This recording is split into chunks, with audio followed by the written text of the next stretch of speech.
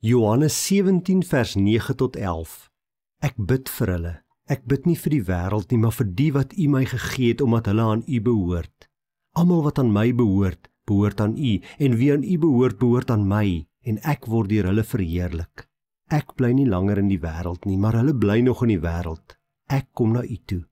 Heilige Vader, bewaar hulle in U naam, die naam wat U my gegee het, sodat hulle net soos ons een kan wees.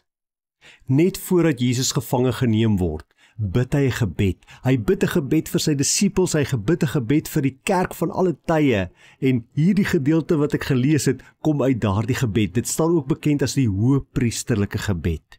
In vers 9 bid Jesus, hy sê, ek bid nie vir die wêreld nie, maar ek bid nou vir hulle wat aan my behoort, wat aan God behoort, hulle wat kinders van God is. Ek bid vir my disippels. En wat is dit wat Jesus vir sy disippels bid? Hy bid en hy sê vir Vader, hy sê, ek weet, ek kom nou na U toe, ek is op pad na U toe, maar hulle nog nie. Hulle bly nog in die wêreld, alhoewel die wêreld nie hulle tuiste, hulle woning is nie, gaan hulle nog in die wêreld bly, en daarom bid Jesus, bewaar hulle. Bewaar hulle in U naam van hierdie wêreld, van die gevaar in die wêreld, van die aanslag van die wêreld, van die sonde in hierdie wêreld, bewaar hulle, sodat hulle aan U gehoorsaam en getrou kan bly. En dan kom bid Jesus nog 'n ding vir sy disippels. Hy bid dat hulle een sal wees. Hy sê, sodat hulle net soos ons een kan wees. God is 'n drie-enige God. God die Vader, God die Seun en God die Heilige Gees. 'n drie, maar 'n enige God.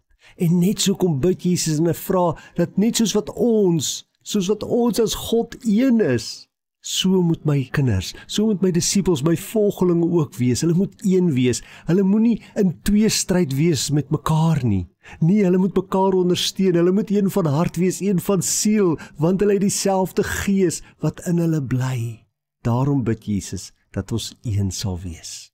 En hierdie saak van eenheid is vir Jesus so belangrik dat hy dit nie net eenmaal bid in sy gebed nie. Hy herhaal dit kort, sê hy, Vader, ek bid dat hulle een sal wees. Ek bid dat die gelowiges, ek bid dat ons kinders een sal wees soos wat ons een is. Ek dink as daar een ding is wat God se hart so seer maak, is dit verdeeldheid tussen gelowiges. Ek dink as God na die wêreld kyk en sien hoeveel verskillende kerke daar is, hoeveel verskillende groepe gelowiges daar is, wat nie met mekaar kan oor die weg kom nie, wat gedurig in stryd is met mekaar, wat mekaar as die vyand sien, in plaas van Satan as die vyand sien, dan maak dit God hartseer. Want Jesus bid, Vader, ek bid dat hulle een sal wees. Is daar dalk 'n gelowige op die oomblik in jou lewe, met wie jy moeilik oor die weg kom? Dalk 'n gelowige, 'n kind van God wat jou seer gemaak het, wat jou te nagekom het. En nou gebruik jy jou energie, en nou spandeer jy jou tyd teen daardie persoon. Nee, God sê vergewe hulle, en wees een in my.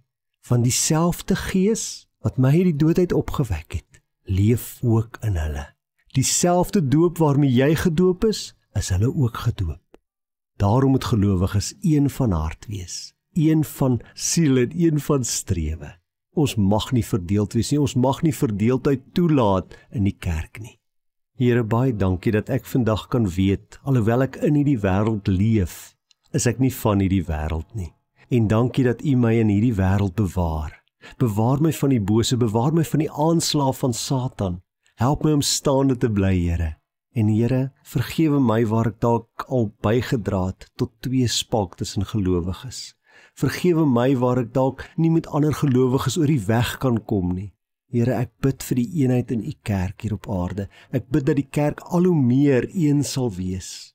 Aan U kom toe die lof, die eer en die heerlikheid, tot in alle ewigheid. Amen. Baie dankie dat jy die video gekyk het. Laat asseblief gebedsversoeke in die opmerkings. Om die bediening te ondersteun, gaan na www.obed.co.za